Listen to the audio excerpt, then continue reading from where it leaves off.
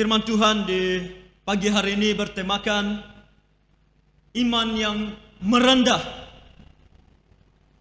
Nah, iman adalah satu hal yang sangat penting dalam kehidupan kita orang Kristen. Ketika kita berbicara tentang iman, bisa kita katakan iman adalah awal mula keselamatan kita, dan iman yang memimpin kita sampai kita mendapatkan kehidupan yang kekal di surga. Makanya iman itu sangat penting. Iman kita butuhkan untuk selamat, dan iman kita butuhkan untuk hidup sehari-hari. Tapi pertanyaannya, iman itu seperti apa? Di pagi hari ini mau kita lihat salah satu aspek daripada iman, atau salah satu ciri daripada iman, yaitu merendahkan diri. Kalau kita berbicara kita punya iman, maka kita harus bisa merendahkan diri di hadapan Tuhan. Zaman ini adalah zaman yang sedikit bisa kita katakan terbalik.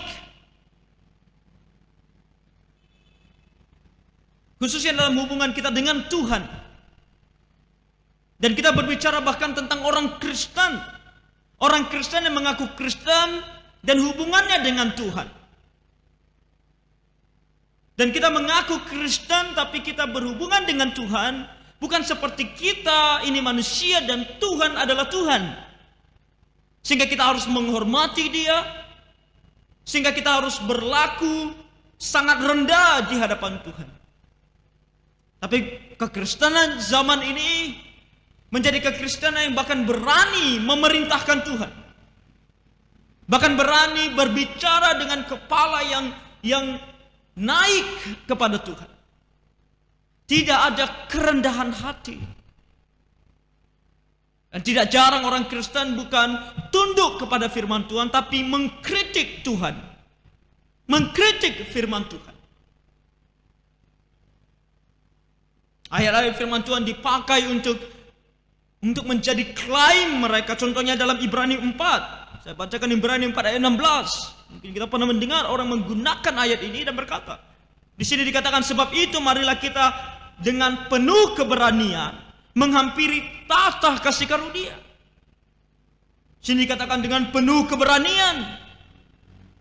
Jadi apa maksudnya dengan penuh keberanian? Apakah dengan sesuka hati kita? Penuh keberanian kan, jadi kita sangat berani datang ke hadapan Tuhan. Dan itu yang digunakan dan berkata bahwa kita bisa melakukan apa saja yang kita mau. Bahkan ada orang yang mengatakan bahwa kita bisa memerintahkan Tuhan. Tidak jarang mereka berbicara tentang memerintahkan Roh Kudus untuk masuk ke dalam diri seseorang. Roh Kudus adalah pribadi Allah, tapi bisa diperintah oleh manusia. Seolah Roh Kudus adalah alat bagi manusia. Mereka perintahkan masuk ke dalam orang ini, masuk. Dan bukti dengan orang itu mulai menggelepar. Memerintah Allah. Betapa beraninya. Betapa sombongnya kita manusia.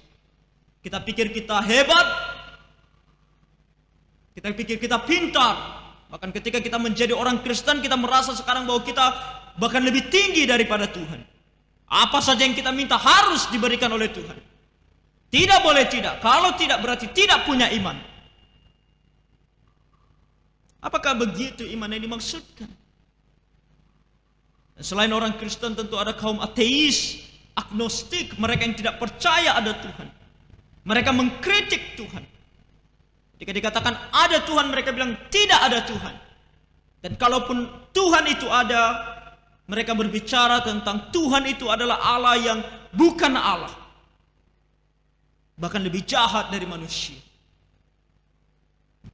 Tapi di pagi hari ini kita melihat salah satu contoh.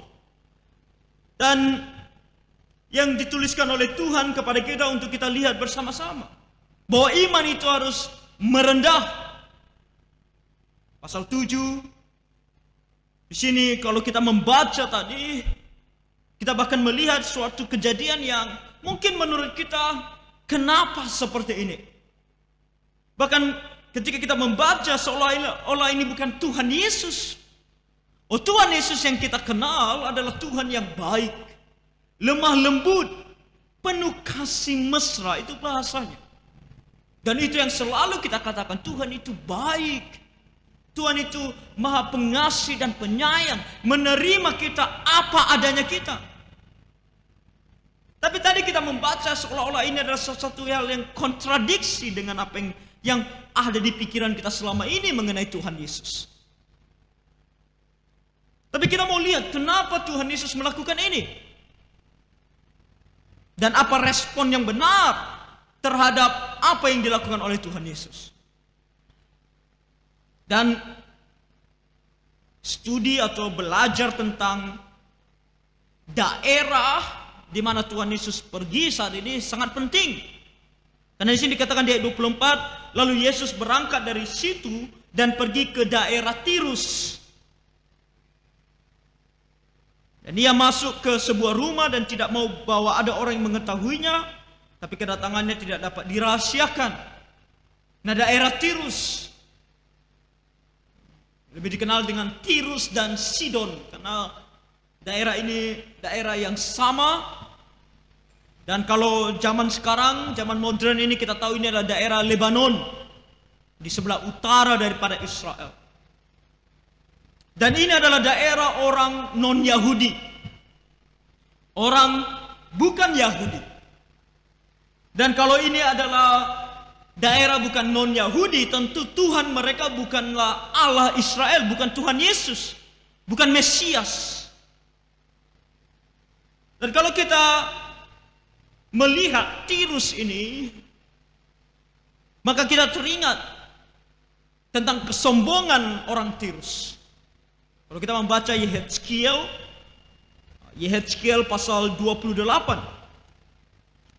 Yehezkiel 28 ayat 1 dan 2, dikatakan di sana tentang kesombongan Raja Tirus. Maka datanglah firman Tuhan kepadaku, hai anak manusia, katakanlah kepada Raja Tirus, beginilah firman Tuhan Allah, karena engkau menjadi tinggi hati dan berkata, aku adalah Allah, aku duduk di tata Allah di tengah-tengah lautan, padahal engkau adalah manusia, bukanlah Allah, walau hatimu menempatkan diri sama dengan Allah. Di sini Raja Tirus tentu menjadi simbol akan iblis. Tapi nyata memang Raja Tirus berperilaku seperti ini, menganggap dirinya sebagai Tuhan. Begitu sombongnya Raja Tirus, bahkan dia merasa bahwa dia itu setara, bahkan kalau boleh lebih tinggi daripada Allah. Itulah kota Tirus. Dan sama seperti rajanya yang begitu sombong, rakyatnya juga sombong seperti ini. Dan juga kalau kita membaca sejarah, maka kita akan tahu bahwa penyembahan Baal, penyembahan berhala yang dilakukan di Israel, itu terjadi atau diperkenalkan dari daerah Tirus. Jadi tempat ini adalah tempat yang penuh dengan penyembahan berhala, tempat yang tidak percaya Tuhan, tempat di mana mereka juga akan melakukan ritual-ritual penyembahan kepada berhala dan iblis sendiri. Tuhan Yesus pergi ke sana untuk mengabarkan Injil, untuk membuat mereka bertobat. Dan di ayat 25 dan 26 di sini dikatakan, malah seorang ibu yang anaknya perempuan kerasukan roh jahat segera mendengar tentang dia, lalu datang dan tersungkur di depan kakinya. Perempuan itu seorang Yunani, bangsa Siro-Fenisia. Ia memohon kepada Yesus untuk mengusir setan itu dari anaknya. Ada seorang perempuan datang kepada Tuhan Yesus.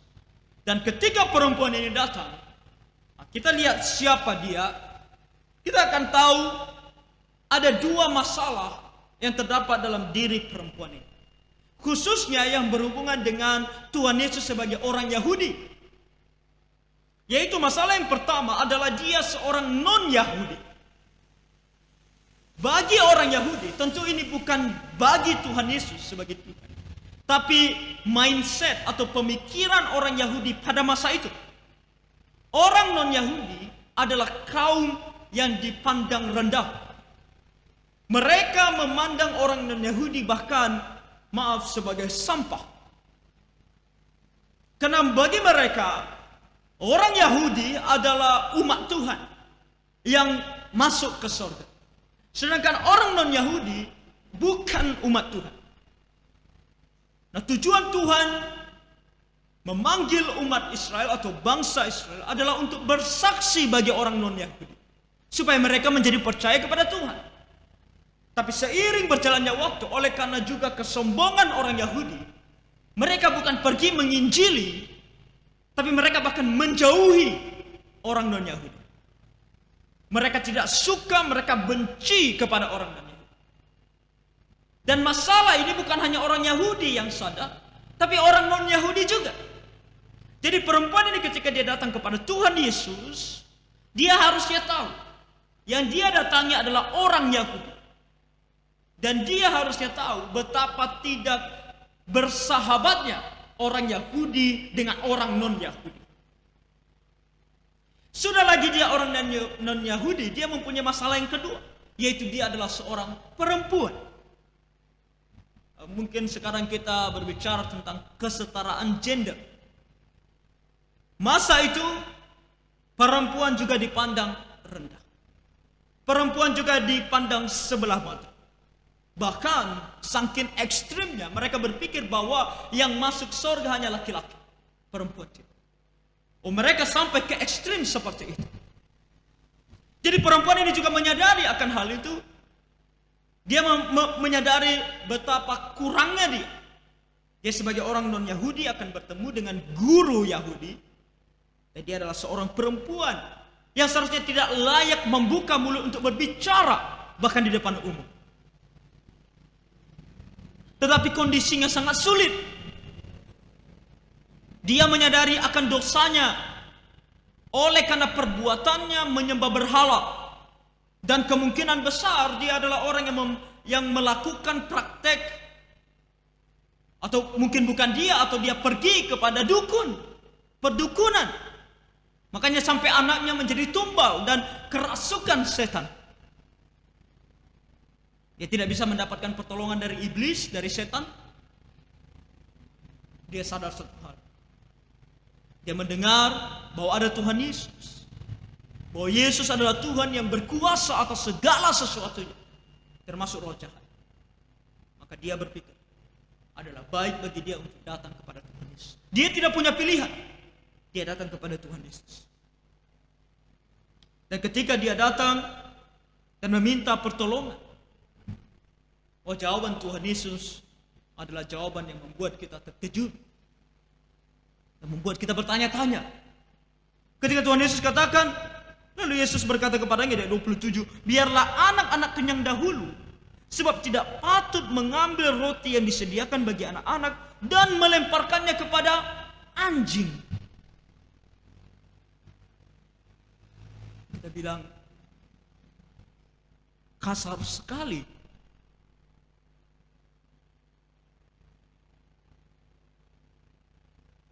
Siapa anak-anak di sini? Ini adalah ungkapan yang orang Yahudi dan orang non-Yahudi mengerti pada saat itu. Ketika orang Yahudi berbicara tentang anak-anak, orang non-Yahudi juga mengerti. Yang dia maksudkan adalah orang Yahudi. Orang Yahudi adalah anak-anak. Mereka benar adalah anak-anak. Dalam artian kepada mereka lah Tuhan memberikan hukum Taurat. Kepada mereka lah Tuhan memberikan Injil pertama kali. Bahkan Tuhan Yesus lahir sebagai orang Yahudi. Jadi Tuhan Yesus berkata di sini bahwa biarlah makanan atau makanan berarti sesuatu yang baik itu, yang menghidupkan itu diberikan dulu kepada anak-anak, kepada orang Yahudi. Kamu orang non-Yahudi. Dan dia katakan kalau anak-anak sudah kenyang, sebab tidak patut mengambil roti yang disediakan bagi anak-anak dan melemparkannya kepada anjing.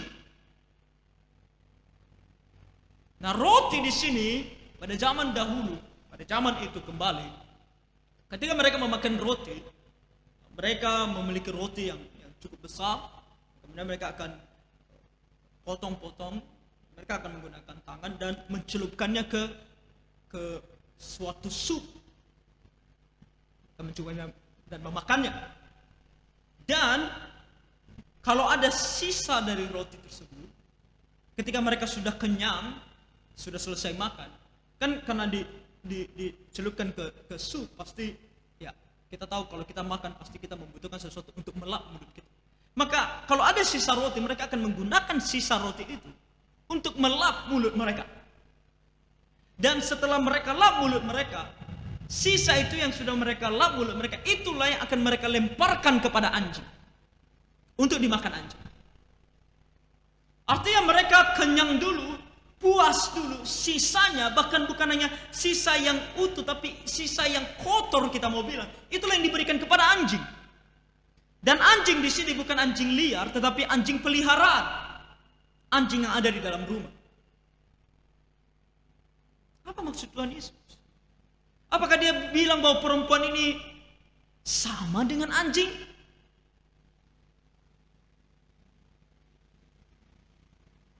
Kalau kita orang yang tidak memiliki iman, maka kita pasti langsung berkata kepada Tuhan Yesus, Tuhan Yesus, engkau kasar sekali.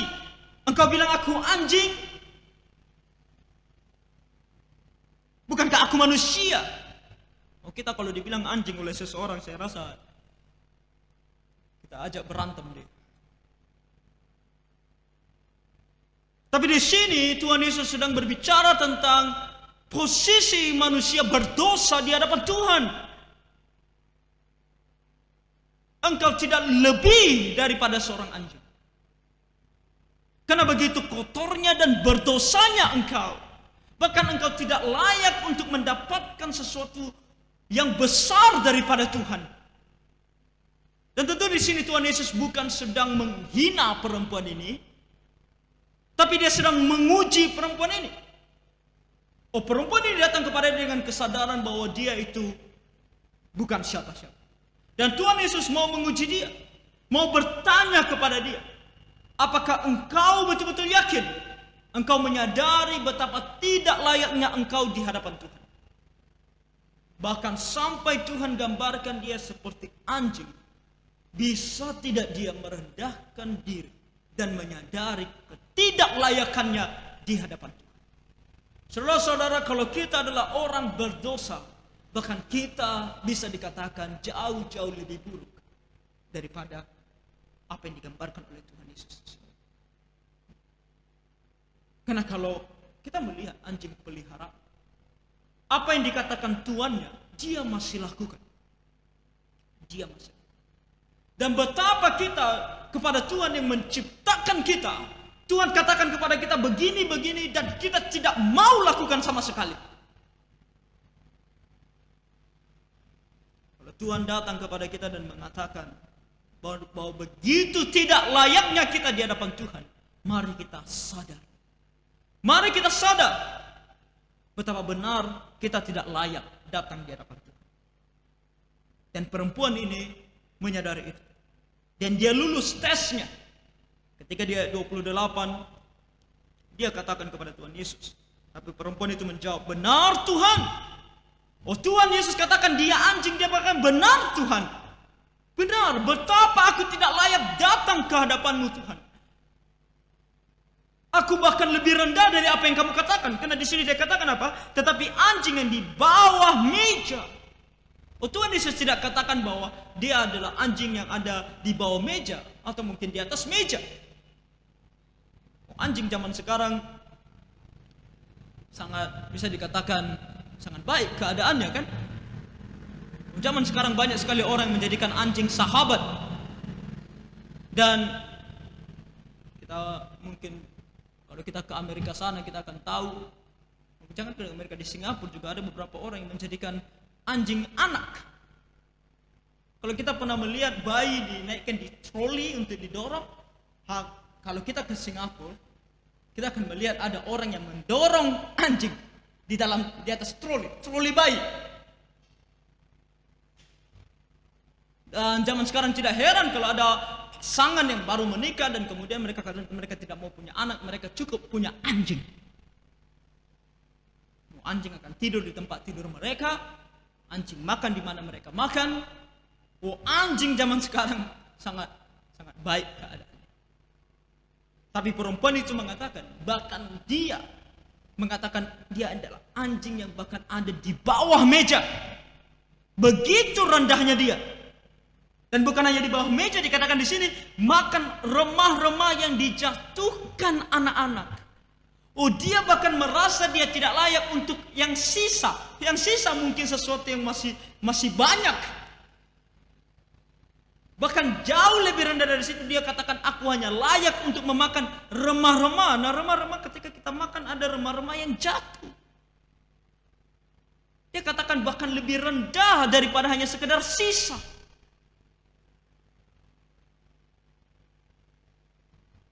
Kita harus melihat perempuan ini. Kerendahan hati seperti ini yang betul-betul akan menyelamatkan kita. Kalau kita tidak memiliki kerendahan hati seperti ini, kita tidak akan selamat. Ketika Tuhan Yesus menyatakan betapa rendahnya perempuan ini di hadapan dia sebagai orang berdosa. Karena yang berbicara adalah Tuhan. Tuhan yang berkuasa, Tuhan yang menciptakan langit dan bumi, Tuhan yang menyelamatkan manusia. Perempuan ini menyadari betapa rendahnya dia. Dia tidak layak untuk menawar, apalagi untuk memerintah. Tapi dia hanya layak untuk meminta atau bahkan mengemis kepada Tuhan. Karena imannya yang membuat dia rendah hati di hadapan Tuhan. Di ayat 29 dan 30 dikatakan oleh Tuhan Yesus, maka kata Yesus kepada perempuan itu, karena kata-katamu itu, pergilah sekarang sebab setan itu sudah keluar dari anakmu. Perempuan itu pulang ke rumahnya, lalu didapatinya anak itu berbaring di tempat tidur, sedang setan itu sudah keluar. Karena imannya yang merendah, Tuhan selamatkan dia. Baik perempuan itu maupun anak. Kita harus merendahkan diri di hadapan Tuhan. Apakah kita mau selamat? Maka kita harus merendahkan diri di hadapan Tuhan. Kalau kita mau mengenal Tuhan, kita harus merendahkan diri di hadapan Tuhan. Kita bukan datang kepada Tuhan dan tanya kepada dia, siapa kamu? Buktikan siapa kamu kepada aku. Kamu bilang kamu Allah, buktikan kalau kamu Allah. Bukan demikian. Kita harus datang ke hadapan Tuhan dengan segala kerendahan hati, memohon dan meminta, Tuhan nyatakan dirimu dalam hidupku. Aku mau mengenal Engkau, aku mau tahu Engkau, aku mau percaya kepadamu, aku mau diselamatkan olehmu. Maka kita harus datang dan merendahkan diri. Makanya John Calvin, seorang penulis buku teologi yang begitu luar biasa, yang bahkan sampai hari ini masih terus dipakai. Karena begitu jelasnya dia menulis dan begitu alkitabiahnya tulisannya. Dia katakan, kalau mau mengenal Tuhan, ada 3 prinsip, ada 3 aturannya yang harus kita miliki. Yang pertama, kerendahan hati. Yang kedua, kerendahan hati. Yang ketiga, kerendahan hati. Humility, humility, humility. Kerendahan hati, kerendahan hati, kerendahan hati. Hanya dengan kerendahan hati kita bisa mengenal Tuhan. Kita bisa ikut Tuhan. Kita bisa berjalan sesuai dengan kebenaran firman. Bahkan kita bisa sampai ke surga suatu hari nanti. Di dalam dunia ini begitu banyak orang sombong. Saya sudah sebutkan tadi di awal, ateis dan agnostik. Mereka berkata bahwa tidak ada Tuhan. Bukan hanya mereka berkata tidak ada Tuhan, dan mereka bilang kalau ada pun Tuhan, Tuhan adalah Allah yang jahat. Bahkan lebih jahat dari manusia. Kenapa? Karena mereka mengukur Tuhan dengan standar mereka. Bukan Tuhan ukur mereka dengan standarnya Tuhan, tapi mereka yang mengukur Tuhan. Lihat betapa terbaliknya dunia. Mereka katakan, oh Tuhan, kalau ada Tuhan, kenapa dia membiarkan pandemik? Contohnya zaman sekarang ini. Kalau Tuhan memang ada, kenapa COVID-19 merajalela? Kenapa Tuhan tidak tahan COVID-19 sehingga tidak banyak orang mati? Itu karena mereka memikirkan, mengevaluasi Tuhan melalui standar mereka. Mau bagaimanapun kita beritahukan kepada mereka firman Tuhan, tujuan Tuhan, rencana Tuhan. Bagaimanapun kita mau katakan Roma 8 ayat 28, segala sesuatunya terjadi demi kebaikan bagi mereka yang mengasihi Tuhan. Mereka tidak akan percaya. Karena mereka merasa mereka lebih hebat daripada Tuhan. Mereka lebih tahu mana yang baik daripada Tuhan. Dan tidak jarang pemikiran seperti ini juga ada dalam diri kita orang Kristen. Oh, kita menjadi orang Kristen yang berpikir lebih pintar daripada Tuhan. Ketika kita mau bekerja, ketika kita mau studi, ketika kita mau menikah, apa yang kita pikirkan? Adakah kita datang kepada Tuhan dan merendahkan diri kepada Tuhan dan bertanya, Tuhan, bagaimana supaya aku menjadi pekerja yang benar, yang baik? Bagaimana supaya aku menjadi suami yang baik? Bagaimana supaya aku menjadi istri yang baik? Bagaimana supaya aku menjadi orang tua yang baik? Bagaimana supaya aku menjadi anak yang baik? Atau kita datang dan berkata kepada Tuhan, Tuhan, aku pikir seperti itu. Oh, orang ini berkata seperti itu. Orang yang expert, kita bilang. Yang ahli dalam kejiwaan manusia berkata seperti ini. Itu yang benar Tuhan. Mau Tuhan bilang seperti apa, itu tidak benar. Tuhan katakan kepada para perempuan, kalau kamu mau menjadi istri, tunduklah kepada suamimu. Kita katakan, oh ini adalah zaman emansipasi wanita. Semua kita setara. Mana ada yang tunduk kepada suami? Tunduk kepada suami. Terlalu sabar diinjak-injak katanya. Karena kita merasa lebih hebat daripada Tuhan. Dan apa akibatnya? Angka perceraian naik terus. Karena Tuhan sudah katakan kepada kita, kalau mau hidup damai di dalam keluarga, ya istri tunduklah kepada suamimu. Dan suami jadilah kepala dan kasihilah istrimu seperti dirimu sendiri. Kasih kepada istri seperti diri sendiri, artinya sama seperti Kristus mengasihi jemaat. Bagaimana Kristus mengasihi manusia? Apakah dengan syarat? Tidak sama sekali. Kalau kita laki-laki mau mengasihi istri, kalau istri kita baik, kan? Kalau istri kita masakannya enak, baru kita sayang sama dia. Kalau masakannya tidak enak, kita tidak sayang sama dia.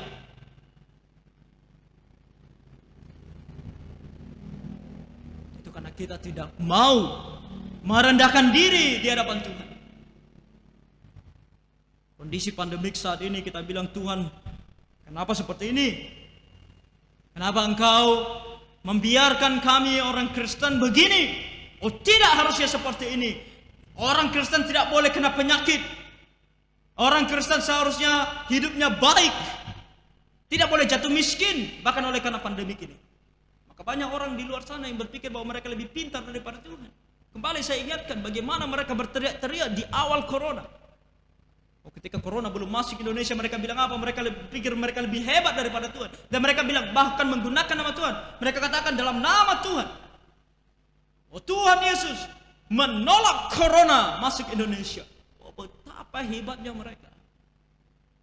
Sesuatu yang bukan datang daripada Tuhan, tapi mereka menggunakan nama Tuhan dan seolah-olah mereka adalah orang yang memerintahkan Tuhan untuk menahan corona untuk tidak masuk di Indonesia.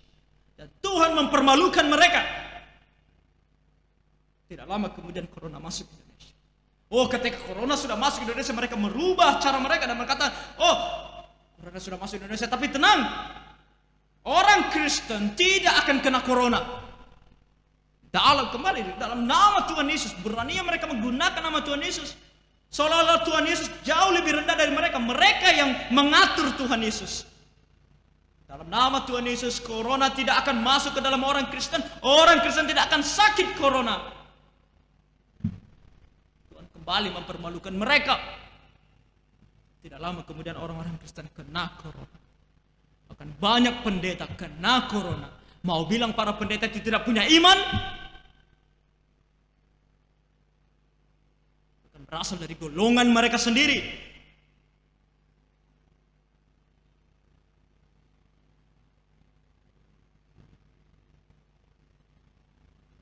Betapa sombongnya manusia. Betapa sombongnya bahkan orang Kristen. Kalau kita sungguh adalah anak-anak Tuhan, mari kita datang merendahkan diri di hadapan Tuhan. Dan lihat di sini, kalau kita membaca ayat 31 sampai 37, kita lihat aja di ayat 33, salah satu hal yang dilakukan oleh Tuhan Yesus juga. Katakan di sini, dan sesudah Yesus memisahkan dia dari orang banyak, ini adalah seorang yang tuli dan juga bisu. Dan ketika dia datang kepada Tuhan Yesus, dia dibawa kepada Tuhan Yesus, dia memisahkan dia dari orang banyak sehingga mereka sendirian. Lalu apa yang dia lakukan oleh Tuhan Yesus? Ia memasukkan jarinya ke telinga orang itu, lalu ia meludah dan meraba lidah orang itu. Meludah.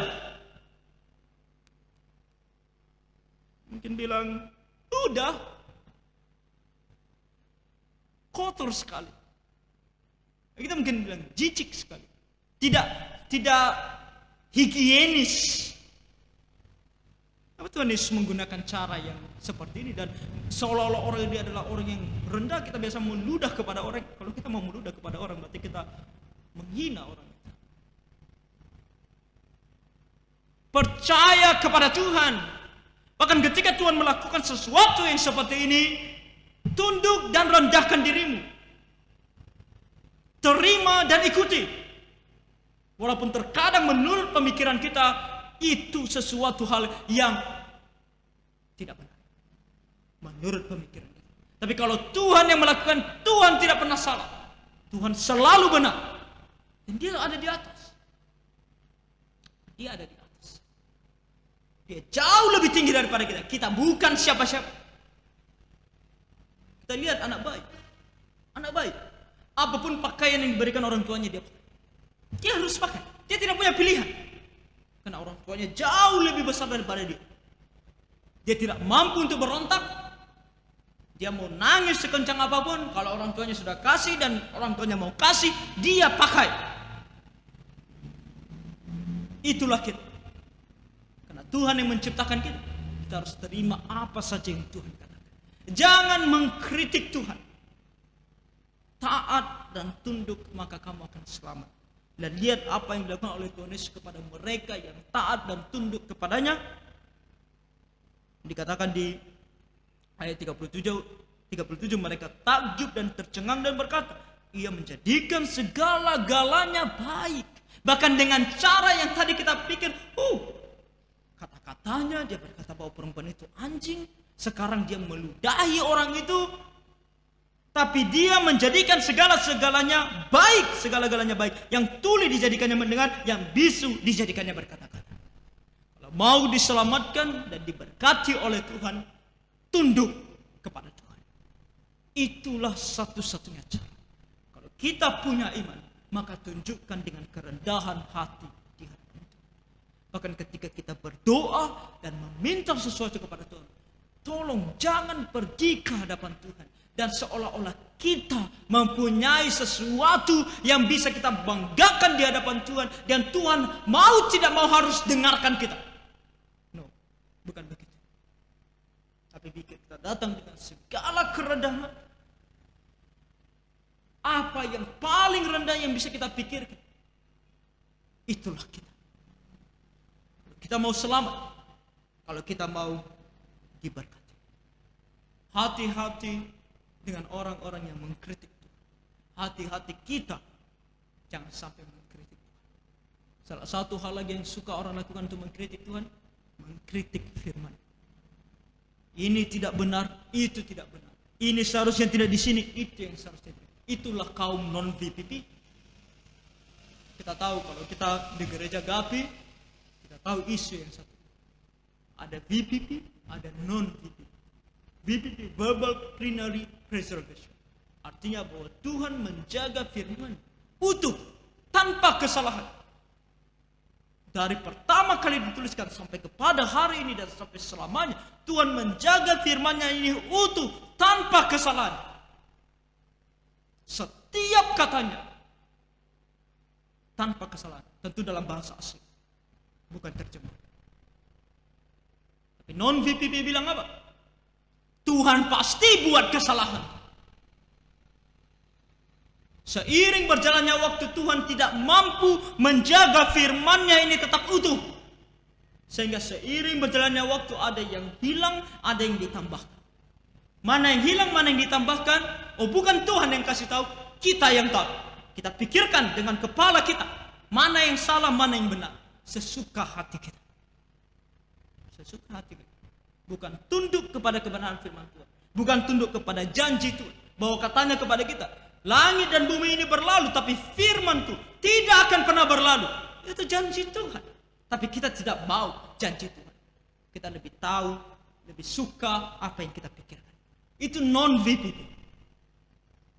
Kalau kita adalah kaum non-VPP, bertobat. Karena kita sudah mengkritik Tuhan. Mengkritik firman Tuhan sama dengan mengkritik Tuhan. Makanya saya sangat bersyukur kalau sampai hari ini saya dan kita masih memegang VPP. Kita akan terus memegang karena janji Tuhan di dalam firman. Tunduklah, rendahkanlah diri kita di hadapan Tuhan. Iman yang benar adalah iman yang membawa kita untuk merendahkan diri di hadapan. Jadi kiranya Tuhan menolong kita dalam kehidupan sehari-hari, bahkan dalam ibadah kita. Ibadah kita juga harus ibadah yang memancarkan, yang menunjuk kerendahan hati kita di hadapan Tuhan. Dan kiranya Tuhan menolong kita semua. Mari kita berdoa. Bapa Surgawi, tolong kami. Begitu mudahnya bagi kami untuk menjadi sombong. Karena kami bisa ini dan bisa itu. Karena kami bahkan mempunyai pemikiran yang sebenarnya berasal daripada Tuhan. Engkau menciptakan kami begitu khusus, sehingga kami bisa berpikir dan memutuskan. Dan itu membuat kami sombong. Bahkan sering sekali kami menilai Tuhan dengan pikiran kami. Dan mengkritik Tuhan, bahkan tidak tunduk kepada kebenaran firman. Bapa, kasihani dan tolong kami, supaya kami seperti perempuan di Tirus ini, datang kepada Tuhan dan merendahkan diri. Dan seperti yang bisu dan tuli ini, menerima segala perlakuan Tuhan, apapun itu. Karena itu pasti akan mendatangkan keselamatan dan kebaikan bagi kami. Baik dalam hidup dalam dunia ini, maupun hidup yang akan datang di surga kelak. Oleh karena itu kasihani dan tolong kami Tuhan. Janganlah biarkan kami jauh daripada Tuhan dan tidak mengenal Tuhan oleh karena kesombongan kami. Kami memohon Tuhan Engkau yang menolong kami semua. Ampuni kami dari segala dosa pelanggaran kami. Kami berdoa dan bersyukur dalam nama Tuhan kami Yesus Kristus. Amin.